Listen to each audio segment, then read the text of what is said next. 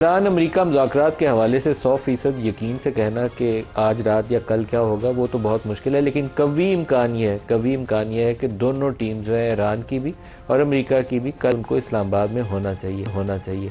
Deadline आज सुबह ख़त्म हो जाएगी, कोई सुबह 4:30 के करीब, 4:50 के करीब। हमारे अभी इंफॉर्मेशन मिनिस्टर ने इसके ऊपर ट्वीट भी किया कि पाकिस्तान बहुत सिंसियरली एफर्ट कर रहा है ईरान को कायल करने के लिए कि वो इस्लामाबाद आ जाए इन मुज़ाकरात से। तो इनकी इस ट्वीट से एक चीज़ बड़ी वाज़ेह है, बड़ी खुल के सामने आ जाती है कि पाकिस्तान ईरान को कायल करने की कोशिश कर रहा है। अमेरिका का जिक्र नहीं है कि अमेरिका को कायल करने की कोशिश कर रहा है। अमेरिका तैयार बैठा हुआ है कि ईरान आए तो हम बातचीत करें और मसाइल आगे बढ़ जाएँ। मसाइल क्या हैं? मसाइल ट्रंप साहब हैं। ट्रंप साहब के बयानात जो हैं वो इस वक्त जलती के ऊपर तेल का काम कर रहे हैं। आयतुल्लाह अली ख़ामेनी की शहादत के बाद जो रेवोल्यूशनरी गार्ड्स हैं, पासदारान इंकलाब हैं, they are in a very powerful position. और वहाँ पोलिटिकल गवर्नमेंट उतनी तगड़ी हैं जितनी पाकिस्तान में तगड़ी हैं। तो पोलिटिकल गवर्नमेंट के ऊपर जैसे ही दबाव आएगा वो पीछे हटेंगे। ट्रंप साहब जब ये बयान देते हैं इस तरह के कि जिससे ये तासुर उभरे कि ईरान तो सरेंडर करने वाला है अमेरिका के आगे, तो ईरान सरेंडर नहीं करेगा। उसने 40 रोज़ बमबारी आपकी सर्वाइव की है, बर्दाश्त कर ली है। 10, 15, 20 दिन अगर आपको दोबारा भी शौक आएगा तो वो शहादत उठा लेंगे, कुछ 4 बिल्डिंग्स भी और गिरवा लेंगे, लेकिन वो उन टर्म्स पे या उस लहजे में जो ट्रंप साहब चाहते हैं कि बंदूक की नाली माथे पे रखी हो और ईरान दस्तखत करेगा, वो नहीं करेगा।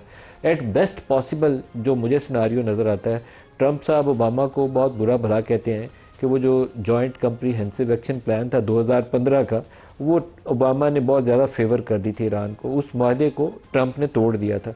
मुझे लगता है कि उसके करीब तरीन ही माहदे में दोबारा ट्रंप को अपने हाथ से दस्तखत करके जाना पड़ेगा। इसके अलावा कोई सूरत नज़र नहीं आती। वो बहुत कम्प्रीहेंसिव डिटेल्ड माहदा था जिसमें पाबंदियाँ आयद की गई थी ईरान के ऊपर। ये कदगन लगाई गई थी कि वो 3.67% अपनी यूरेनियम अफजूदा करेगा, और जो उसके पास ज़्यादा एनरिच यूरेनियम है 90% से ऊपर, जो वेपन ग्रेड में चली जाती है, उसके स्टॉक पाइल या ख़त्म करने थे या रूस के हवाले करने थे।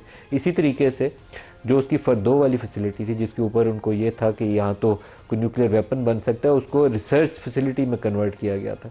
एक उनका प्लांट था जिसके अंदर ये शुबा था, एटमी बिजली घर था जिसके अंदर ये शुबा था कि इससे प्लूटोनियम जो वेपन ग्रेड है वो तैयार हो सकता है। तो उसके अंदर डिज़ाइन में तब्दीलियाँ की गई। इतना डिटेल्ड एग्रीमेंट था। मिसाइल प्रोग्राम पर इतनी कदगन होगी। सेंट्रीफ्यूजेस उसकी तादाद भी रिस्ट्रिक्ट की गई। ये इतना डिटेल्ड कम्प्रीहेंसिव माहदा था, 20 माह लगे थे उस माहदे के ऊपर। और इन रिटर्न ईरान को दिया गया था कि उसके ऊपर जो इंटरनेशनल सैंक्शंस है वो हटाई जाएंगी। वो भी फेज़ प्रोसेस था। और इसी तरह उसके जो फ्रोज़न एसेट्स हैं जिनकी बहुत लंबी चौड़ी फहरिस्त है, वो कुछ 10 अरब डॉलर से शुरू होती है और कुछ 100 अरब डॉलर से ऊपर जाती है। यूरोपियन यूनियन ने भी फ्रीज़ किए हुए हैं, अमेरिका ने भी फ्रीज़ किए हुए हैं, ये जो मिडल ईस्टर्न स्टेट्स हैं इन्होंने भी फ्रीज़ किए हुए हैं।